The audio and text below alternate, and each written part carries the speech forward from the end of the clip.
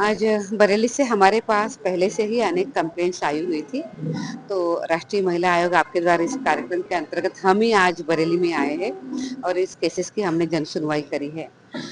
बहुत कंप्लेंट्स पहले से ही रजिस्टर है और अभी कुछ वॉक इन कंप्लेंट्स भी चल रही है। ये जो कंप्लेंट्स है वो अनेक प्रकार की है। डोमेस्टिक वायलेंस की कंप्लेंट्स है, कहीं बहुत सीरियस केसेस भी है, जहाँ पे रेप है, रेप के चार्जेस है, खून भी है, ऐसे भी कंप्लेंट्स यहाँ पे आई है। पर ध्यान में ये भी आ रहा है कि जो महिलाएं आती है, तकलीफ में होती है, तो बच्चों का भविष्य भी उसके साथ जुड़ा होता है। इसीलिए ये केसेस बहुत संवेदनशीलता के साथ भी देखनी होती है। मैम, तमाम ऐसी महिलाएं हैं वो अभी बाहर निकल के बता रही हैं कि घरेलू हिंसा होती है उनके साथ में, लेकिन थाने जब जाती है तो उनकी सुनवाई नहीं होती है। देखिए, ऐसी बात है कि कितनी बार, अब हर एक केस अलग होती है, इसके बारे में बहुत मैं ज़्यादा नहीं बात कर पाऊँगी। पर कितनी बार जो घटनाएँ उनके साथ होती है, वो ठीक से पुलिस को बोल नहीं पाती है, या उसी के साथ-साथ बहुत बार उनको अपनी बात ठीक से रखनी भी नहीं आती है, ऐसी भी चीज़ें होती है। कभी-कभी उनका पुलिस के ऊपर भी आरोप होता है कि उन्होंने ध्यान नहीं दिया है, पर कमीशन इन सब चीज़ों को देखता है और पुलिस को समय-समय पे आदेशित भी करता है। पीड़िताओं को बताया भी है कि इस तरीके से पुलिस सपोर्ट उनको पूरी तरीके से मिलता है, तो उस चीज़ को लेकर आपने क्या यहाँ पर बताया है? मैं ये कहूँगी कि हम एकदम ऐसा नहीं कह सकते हैं, क्योंकि जो पीड़िता है उनकी भी कुछ अपेक्षाएँ होती कि इसी अपेक्षा के अनुसार ऐसे ही पुलिस केस लगाए। प्रत्यक्ष रूप में कभी-कभी वैसी बात नहीं भी होती है। तो मुझे लगता है कि दोनों पक्षों ने एक के दूसरे के ऊपर आरोप न करते हुए, पुलिस ने ये भी देखना चाहिए कि हमने महिलाओं को न्याय देने के लिए किस तरीके से भूमिका हम कर सकते हैं, और महिलाओं ने भी ये ज़रूर सोचना चाहिए कि अगर आपके घर में आपका कुछ बिगड़ गया है, तो आप तुरंत और अन्य विषय उसके साथ न लाएँ। तो ये समझदारी के साथ और संवेदनशीलता के साथ काम करने का विषय है, ऐसा मुझे लगता है।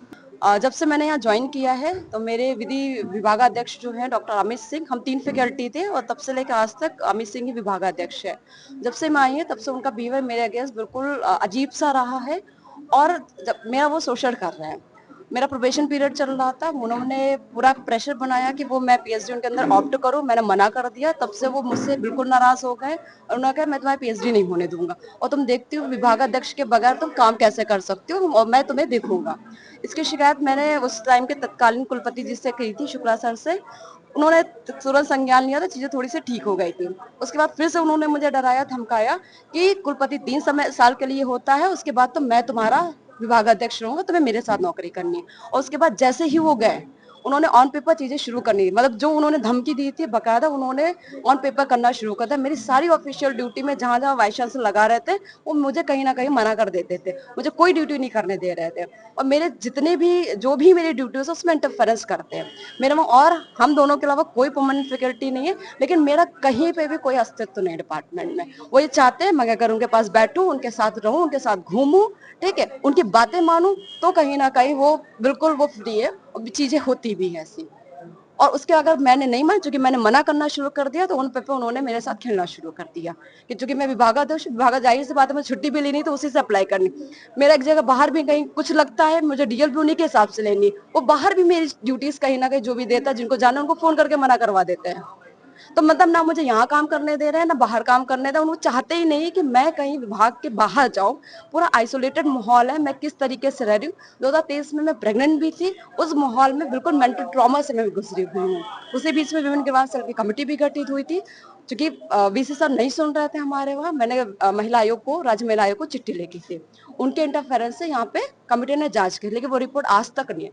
पूरा एडमिनिस्ट्रेशन उनके साथ लगा हुआ है, मतलब मैं ये कहूंगी उनका इन्फ्लुएंस इतना है कि कोई शायद उनके मैटर में हाथ नहीं डालना चाहता।